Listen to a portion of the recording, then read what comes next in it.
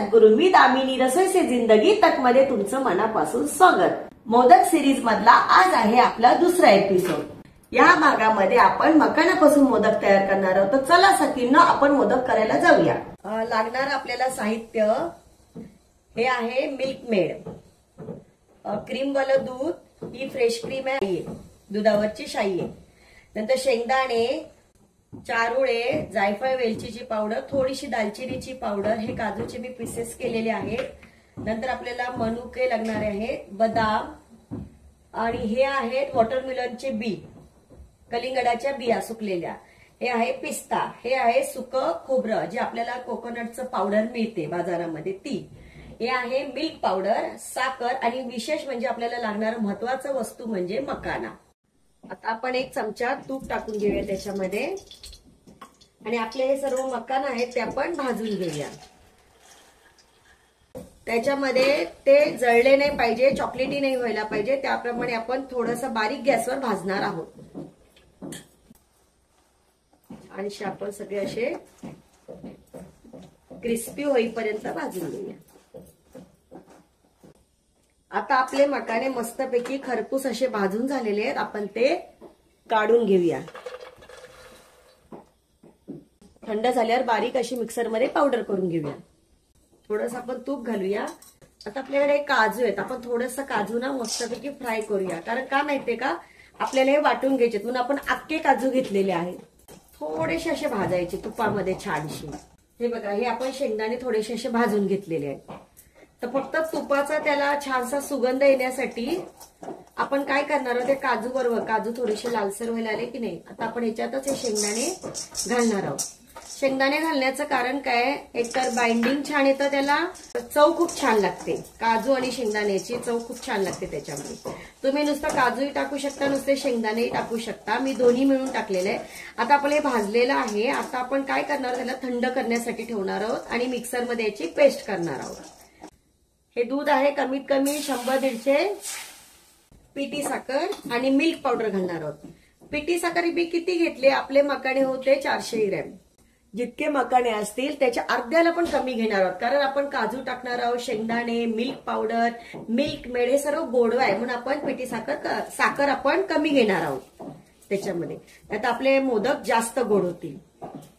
म्हणजे तुम्ही 400 ग्रॅम असेल, म्हणजे समजा 500 ग्रॅम असेल, आता मी 400 ग्रॅम घेतलेलं आहे, पण 500 ग्रॅम असेल तर तुम्ही त्याला 200 ग्रॅमच घ्या, पण तुमच्या आवडीवर आहे, तुम्ही किती गोड खाता त्याच्यावर। आता आपण ह्याच्यामध्येच काय करणार आहोत, ही जी मी मलाई घेतलेली, मलाई खूप छान लागते याच्यामध्ये, जी मलाई घेतलेली ती मलाई आपण थोडीशी याच्यातली घेणार आहोत, म्हणजे छानशी चव पण येते आणि घट्टपणा पण छान येतो त्याच्यामध्ये, माव्याची चव येते त्याला। हे आपण सर्व असं साखर वितळून घेऊन दूध थोडंसं शिजवून घेऊया त्याच्यामध्ये। तर मिल्क पावडर पण आपण त्याच्यात घालून घेऊया।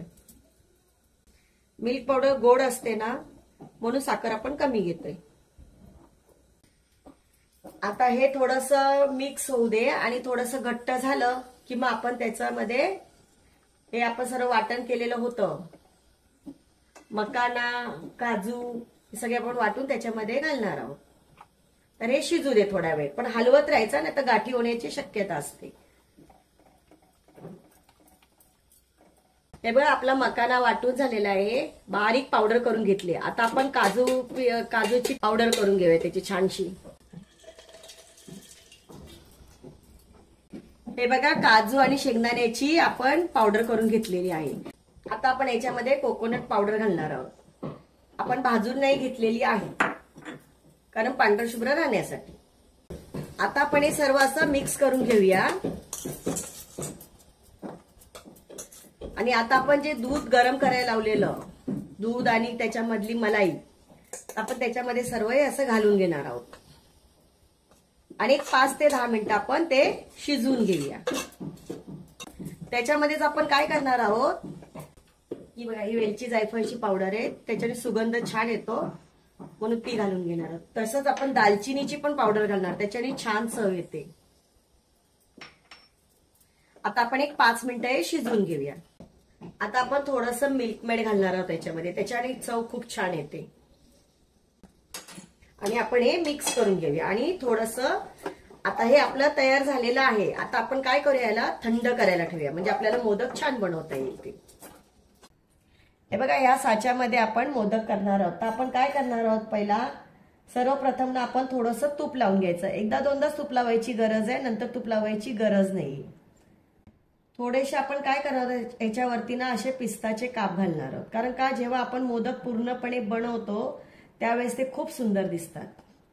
आणि आता आपण हे सारण केलेलं आहे, ते सारण आपण असं गोल करून हे बघा याच्यावरती असं लावायचं, दाबून घ्यायचं. असं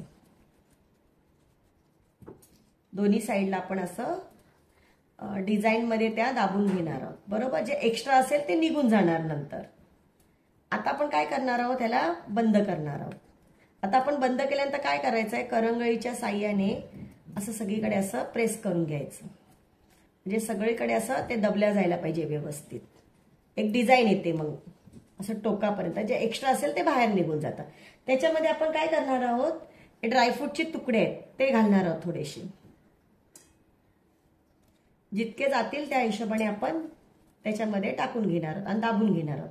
आणि नंतर आपण काय करणार आहोत, वरचं एक कॅप आहे ना बंद करून घेणार आहोत. व्यवस्थित असं दाबून घेऊन आपण बंद करणार आहोत. आणि जे एक्स्ट्रा असेल ते असं बाजूनी काढून घेणार आहोत आपण. आणि व्यवस्थित दाबून घ्या असं, म्हणजे कसं आपला मोदक एकदम सुंदर येणार व्यवस्थित. आता आपण हे लॉक खोलून बघूया. हे बघा किती छान मोदक आलाय आपला, आलाय की नाही. आणि आपण पिस्ता वरतून टाकल्यामुळे तो हिरवा कलर किती छान आलाय बघा, दिसतो का तुम्हाला. आणि हे मस्तपैकी आपण काढून घेऊया, आहे ना. आता आपला मोदक तयार झालेला आहे. आता आपण असे सर्व मोदक करून घेऊया. जर तुम्ही सबस्क्राईब केलं नसेल अजूनपर्यंत तर तुम्ही सबस्क्राईब करा, कारण आपण या मोदकांच्या सिरीज मध्ये नवीन वेगवेगळ्या पद्धतीचे मोदक बनवणार आहोत.